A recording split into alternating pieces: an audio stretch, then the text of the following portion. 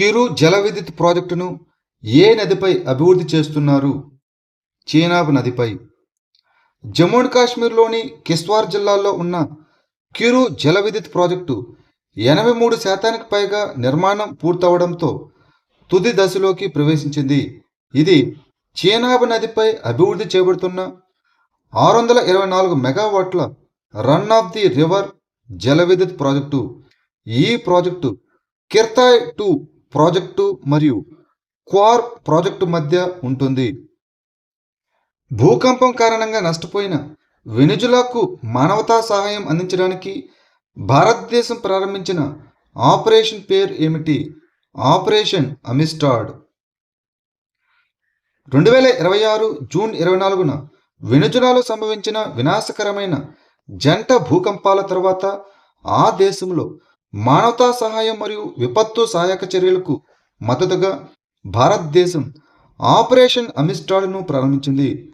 Spanish భాషలో Amistad అనే పదానికి స్నేహం అని అర్థం.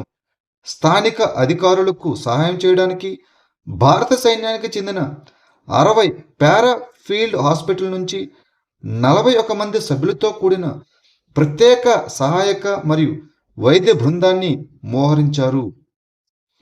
ఇటీవల భౌగోళిక గుర్తింపు అనగా జిఐ ట్యాగులు పొందిన ఇండోరి మాల్వి బంగాళాదుంప, గరాడు మరియు బాలం కాకడి ఏ రాష్ట్రానికి చెందినవి?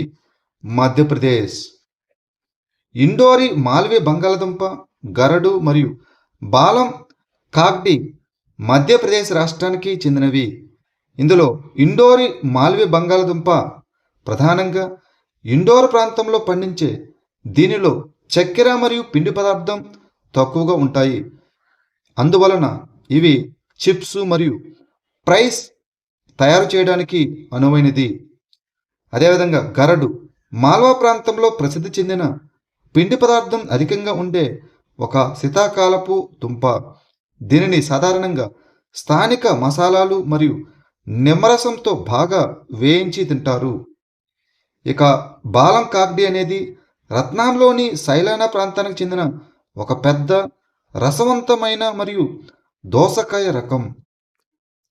రాజోలి బండ మళ్లింపు పథకం అనేది ఏ నదిపై నిర్మించిన అంతర్రాష్ట్ర నీటిపారుదల ప్రాజెక్టు? తుంగభద్ర నదిపై. రాజోలి బండ మళ్లింపు పథకం అనేది కృష్ణానదికి ఉపనది అయిన తుంగభద్ర నదిపై నిర్మించిన ఒక అంతర్రాష్ట్ర నీటిపారుదల ప్రాజెక్టు. ఈ ప్రాజెక్టు వల్ల తెలంగాణ, కర్ణాటక, ఆంధ్రప్రదేశ్ రాష్ట్రాలు లబ్ధి పొందుతున్నాయి. ఇది కరువు పీడిత వ్యవసాయ ప్రాంతాలకు సాగునీటిని అందిస్తుంది.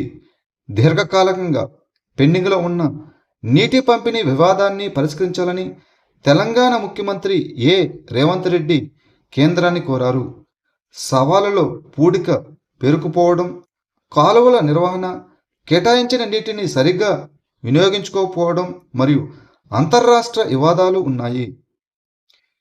హెలీనా క్షిపణిని ఏ సంస్థ అభివృద్ధి చేసింది? రక్షణ పరిశోధన మరియు అభివృద్ధి సంస్థ DRDO. హెలీనా క్షిపణుల కోసం లాంఛర్లను సరఫరా చేయడానికి భారత్ డైనమిక్స్ లిమిటెడ్ ఇటీవల హిందుస్థాన్ ఏరోనాటిక్స్ లిమిటెడ్ నుంచి 1109.37 కోట్ల విలువైన ఆర్డర్ను దక్కించుకుంది.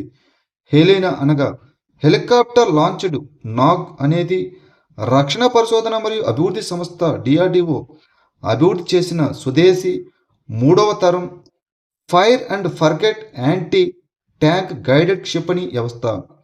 ఇది నాగ్ క్షిపణి యొక్క హెలికాప్టర్ లాంచ్డ్ వెర్షన్ కాగా దీని వైమానిక దళ వేరియంట్ను ధృవాస్త అని పిలుస్తారు. ఈ క్షిపణి 500 మీటర్ల నుంచి 7 కిలోమీటర్ల పరిధిని కలిగి ఉంటుంది. భారతదేశంలోని ఏ విమానాశ్రయం ఇటీవల ప్రపంచంలో 3వ అత్యంత కుటుంబ స్నేహపూర్వక విమానాశ్రయంగా అవతరించింది? కెంపెగౌడ అంతర్జాతీయ విమానాశ్రయం, బెంగళూరు. బెంగళూరులోని కెంపెగౌడ అంతర్జాతీయ విమానాశ్రయం ప్రపంచంలోనే 3వ అత్యంత కుటుంబ స్నేహపూర్వక విమానాశ్రయంగా స్థానం పొందింది. ఈ విమానాశ్రయం ప్రత్యేక ఆట స్థలాలు అనగా ప్లే జోన్లు మరియు న్యూరో డైవర్జెంట్ ప్రయాణికుల కోసం భారతదేశ్ మొట్టమొదటి సెన్సరీ రూముతో సహా విస్తృతమైన సౌకర్యాలకు గాను ప్రపంచవ్యాప్త గుర్తింపును పొందింది. ఇక ప్రపంచవ్యాప్తంగా మొదటి స్థానంలో ఫిన్లాండ్లోని హెల్సింకి వాంటా విమానాశ్రయం, రెండవ స్థానంలో సింగపూర్ చాంగి విమానాశ్రయం నిలిచాయి.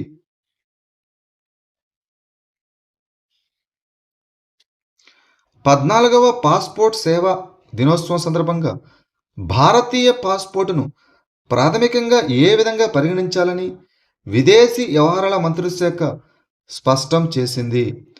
చట్టబద్ధమైన ప్రయాణ పత్రంగా.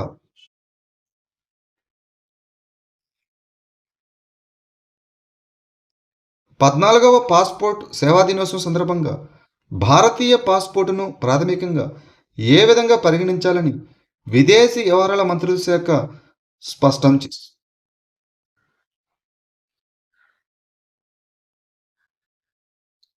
14వ పాస్పోర్టు సేవా దినోత్సవం సందర్భంగా భారతీయ పాస్పోర్టును ప్రాథమికంగా ఏ విధంగా పరిగణించాలని విదేశీ వ్యవహారాల మంత్రిత్వ శాఖ స్పష్టం చేసింది. చట్టబద్ధమైన ప్రయాణ పత్రంగా. భారతీయ పాస్పోర్టును ప్రాథమికంగా ఒక ప్రయాణ పత్రంగా మాత్రమే పరిగణించాలి కానీ పౌరత్వానికి సంపూర్ణ నిశ్చయాత్మకమైన రుజువుగా కాదని విదేశీ వ్యవహారాల మంత్రిత్వ శాఖ స్పష్టం చేసింది. ఇది కేవలం భారత పౌరులకు మాత్రమే జారీ చేయబడుతుంది మరియు విదేశాలకు ప్రయాణించేటప్పుడు కేవలం పాస్పోర్ట్ కలిగి ఉండడం అనేది ఒక వ్యక్తి యొక్క ప్రాథమిక పౌరసత్వ హోదాను స్వతంత్రంగా నిర్ణయించదని లేదా స్థాపించదని మినిస్ట్రీ ఆఫ్ ఎక్స్టర్నల్ అఫైర్స్ వివరించింది. ఇంటెలిజెన్స్ బ్యూరో అనగా ఐబీ యొక్క కొత్త డైరెక్టర్గా ఎవరు నియమితులయ్యారు? Mahesh Dikshit. Senior Indian police service అధికారి అయిన మహేష్ దీక్షిత్ ఇంటెలిజెన్స్ బ్యూరో కొత్త డైరెక్టర్గా నియమితులయ్యారు. కేబినెట్ నియామకాల కమిటీ 2026 జూన్ 25న ఆయన యొక్క నియామకాన్ని అధికారికంగా ఆమోదించింది. 2026 జూన్ 30న పొడిగించిన పదవీకాలం ముగియనున్న ప్రస్తుత చీఫ్ అయిన తపన్ కుమార్ దేకా స్థానంలో ఆయన బాధ్యతలను స్వీకరిస్తారు. అంతర్జాతీయ పెద్ద పులుల కూటమిలో ఇటీవల 27వ సభ్యదేశంగా చేరిన దేశం ఏది? బంగ్లాదేశ్. బంగ్లాదేశ్ అధికారికంగా అంతర్జాతీయ పెద్ద పులుల కూటమిలో 27వ సభ్యదేశంగా చేరింది. భారతదేశంలోని న్యూఢిల్లీలో ప్రధాన కార్యాలయం ఉన్న ఈ కూటమి పులి, సింహం, చిరుత, మంచు చిరుత, చీత, జాగ్వార్ మరియు ప్యూమా వంటి 7 ప్రసిద్ధ పెద్ద పిల్లి జాతుల ప్రపంచవ్యాప్త రక్షణ మరియు సంరక్షణకు అంకితమైన బహుళ దేశాల కూటమి. కాగ్ స్టేట్ ఫైనాన్సెస్ రిపోర్ట్ 2024-25 ప్రకారం 2024-25లో ఇంధన సబ్సిడీలపై ఏ రాష్ట్రం అత్యధిక మొత్తాన్ని ఖర్చు చేసింది? Rajasthan. Controller and auditor general of India CAG వారి 2024-25 రాష్ట్ర ఆర్థిక నివేదిక ప్రకారం భారత రాష్ట్రాలు విద్యుత్ సబ్సిడీలపై 1.89 లక్షల కోట్లు ఖర్చు చేశాయి. ఇంధన సబ్సిడీలపై రాజస్థాన్ అత్యధిక మొత్తాన్ని ఖర్చు చేయగా వ్యవసాయ సబ్సిడీల్లో మహారాష్ట్ర అగ్రస్థానం నిలిచింది. పెరుగుతున్న అప్పులు, జీతాలు, పెన్షన్లు మరియు వడ్డీ చెల్లింపులు అభివృద్ధి మరియు మౌలిక సదుపాయాల ప్రాజెక్టుల కోసం ఆర్థిక వెసులుబాటును తగ్గిస్తున్నాయి. భారతదేశ్ మొట్టమొదటి హబ్ అండ్ స్పోక్ అంతర్జాతీయ విమానయాన నమూనాగా ఏ నగరం నుండి ప్రారంభించబడింది? వారణాసి, ఉత్తరప్రదేశ్. భారతదేశం ఈజీ కనెక్ట్ సేవ కింద వారణాసి నుంచి తన మొట్టమొదటి హబ్ అండ్ స్పోక్ అంతర్జాతీయ విమాన నమూనాని ప్రారంభించింది. 2026 జూన్ 25న ప్రారంభించబడిన ఈ సేవ అంతర్జాతీయ విమాన ప్రయాణాన్ని సులభతరం చేయడంలో ఒక ప్రధాన ముందడుగు. ఈ నమూనా కింద ప్రయాణికులు అంతర్జాతీయ కనెక్షన్ల కోసం ఒక ప్రధాన హబ్బుకు దేశీయంగా ప్రయాణించే ముందు తమ మూల విమానాశ్రయంలోనే చెక్ ఇన్, ఇమిగ్రేషన్ మరియు కస్టమ్స్ పూర్తి చేసుకోవచ్చు.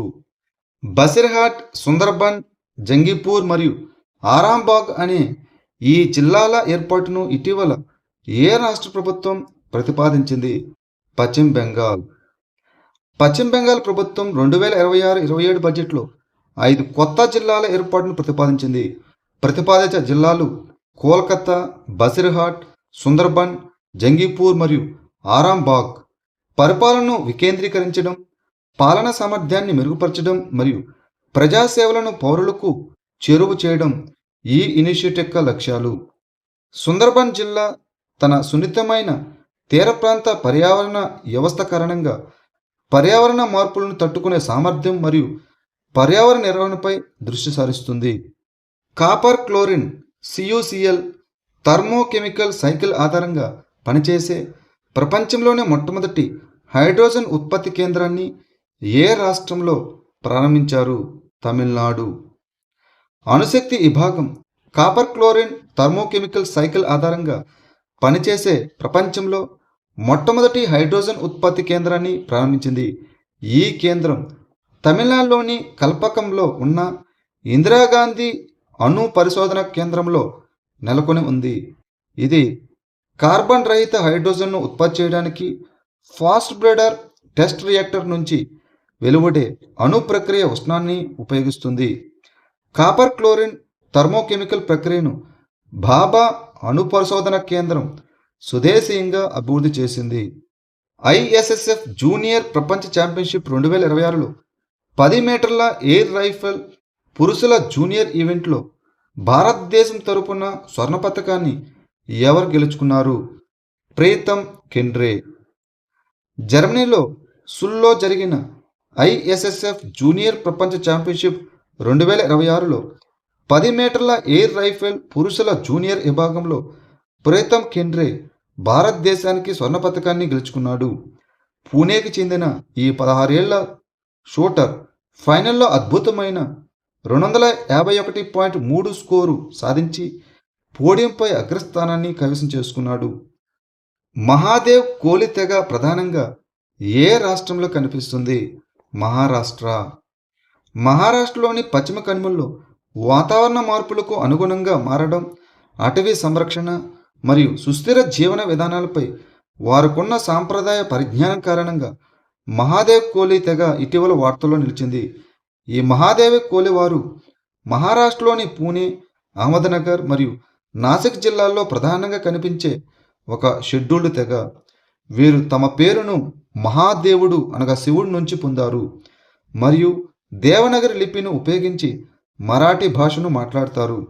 సాంప్రదాయకంగా వారు వేటగాళ్ళు మరియు యోధులుగా ఉండేవారు, కానీ నేడు వారు ప్రధానంగా వ్యవసాయం మరియు పశుపోషణలో నిమగ్నమై ఉన్నారు.